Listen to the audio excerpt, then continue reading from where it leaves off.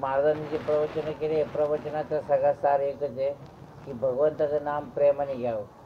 हे तत्वज्ञान आहे. तत्वज्ञान डोक्यामध्ये लवकर शिरत नाही. पण सगळ्याचा सार काय की भगवंताचं नाव प्रेमाने घ्यावं. हा संसार ईश्वराचा आहे. या पद्धतीने हा ईश्वर संसार करावा.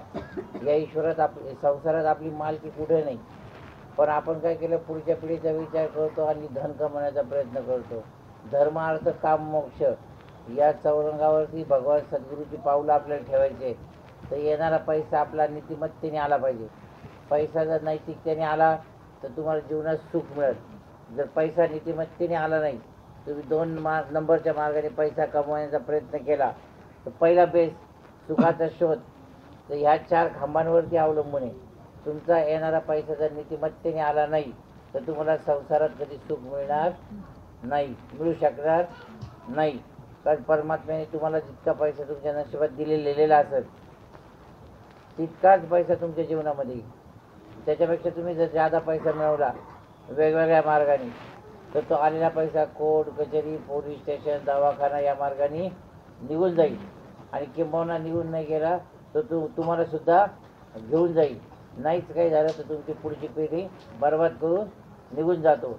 तुम्ही जे प्रत्येकाने वेगवेगळ्या गावातून आलेले तर तुम्ही वेगवेगळ्या गावातून आले पाहिले की ज्या झोपड्यांचे बंगले तयार झालेले आणि बंगल्यांच्या झोपड्या तयार झालेल्या आहेत. चित्र पाहतो ना आपण. तर नैतिकता नीतिमत्ता आपल्या जीवनाचा पहिला पाया असतो. आपल्याला असं वाटतं की मी माझ्या बुद्धीने पैसा कमवल, मी माझ्या बुद्धीने असं कर. आपल्या 4 खांबावरती आपल्या गुरूंचे पावलं आपल्या हृदयात ठेवायचे. आपल्याला एंट्री मारायची आपल्या जीवनामध्ये, देवाची एंट्री व्हायची. आधी जर तुमचं मन अस्वस्थ असेल तर तुम्ही प्रामाणिकपणे नाव घेत नाही. तुम्हाला जर प्रपंचाची काळजी असेल तर तुमचा पूर्ण तुमच्या गुरूंवरती विश्वास नाही, तुमचा परमेश्वरावरती पूर्ण विश्वास नाही.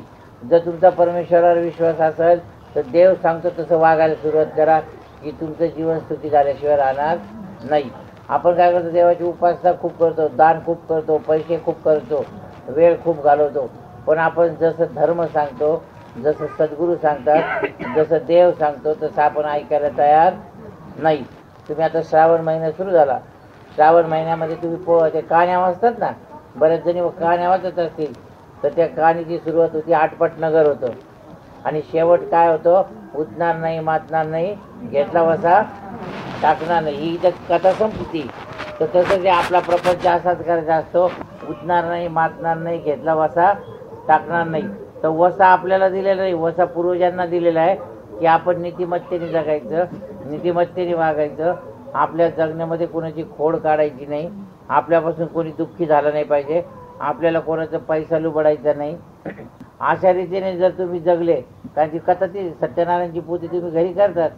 सत्यनारायणच्या पोथीमध्ये तीच कथा, ती कलावतीचं झाड असतं, ते बुडतं, धनाचे कोळसे होतात, मग कलावती पस्तावती देवाला शरण जाती आणि कोळसेचं परत सोनं होतं. आज 5 मिनिटामध्ये ती पोथी वाचून संपवून टाकतो आपण सत्यनारायण सत्यनारायण म्हणून. पण तो सत्यनारायण ह्याच्यासाठी आहे की आपल्या जीवनात सत्याने वागायला सुरुवात करायची. लग्न झाल्यावर सत्यनारायण, धंद्याची सुरुवात करताना सत्यनारायण. काय कशाची सुरुवात कशाने आहे, हा हे मी सत्याने करल. सत्याने केलं तर नारायण प्रगट होईल आणि नारायण प्रगट झाला तर तुमच्या घरात लक्ष्मी येईल. घरामध्ये पैसा येऊ नये.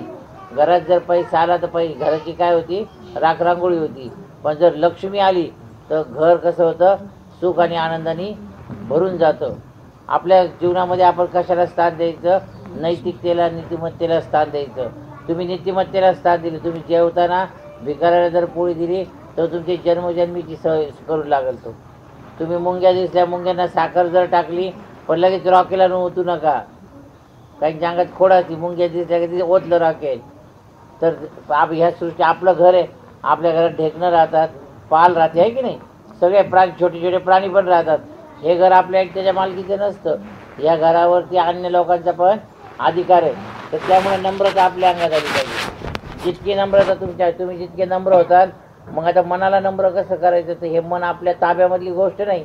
5 मिनिटात असं म्हणाल, 5 मिनिटात तसं म्हणाल, 5 मिनिटात शांत राहील, 5 मिनिटांनी शिव्या द्यायला लागेल. मग या मनाला मन ओढाळ आहे एकदम, आहे की नाही. ओढाळ शब्द का वापरला तर हे ओढ्याच्या स्पीडनी चालतं. नाचत नाचत नाचत नाचत स्थिरता राहत नाही. ज्या देवाची पूजा करतो, मोठ्या देवीची मूर्ती आणली, कोणीतरी सांगितलं अहो ही मूर्ती घरी नाही आणू, तर लगेच उचलली आणि पाण्यामध्ये टाकून पण दिली. इतकं मन आपलं आहे. ज्या मूर्ती देवी पाहत होतो ती मूर्ती आपण 5 मिनिटात कुठं नेऊन टाकतो, पाण्यामध्ये नेऊन पण टाकतो. म्हणजे आपल्या मनाला विचारायला कुठला बेस नसतो. मग त्याच्या विचाराला बेस येण्यासाठी काय करायचं, जीवनात सत्संग पाहिजे. तुमच्या वृत्तीमध्ये सुधारणा होण्यासाठी तुम्हाला सत्संग पाहिजे. आणि आपण जे ऐकलं त्याच्यावर सारखं चिंतन मनन करायचं. तुम्ही घरी गेल्यानंतर सुद्धा आज महाराजांनी जे सांगितलं प्रवचनात, तर ते जीवनामध्ये आणण्याचा प्रयत्न करायचा, सातत्याने प्रयत्न करायचा. मनावरती अंकुश आपणच आपल्या आणायचा. तुम्हीच तुमचे गुरु आहेत. शेवटी गुरु सुद्धा काही करणार, गुरु सांगणं रिकामी होती, पण शेवट प्रॅक्टिकल कोणाला करायचं आहे, तुम्हाला करायचं आहे.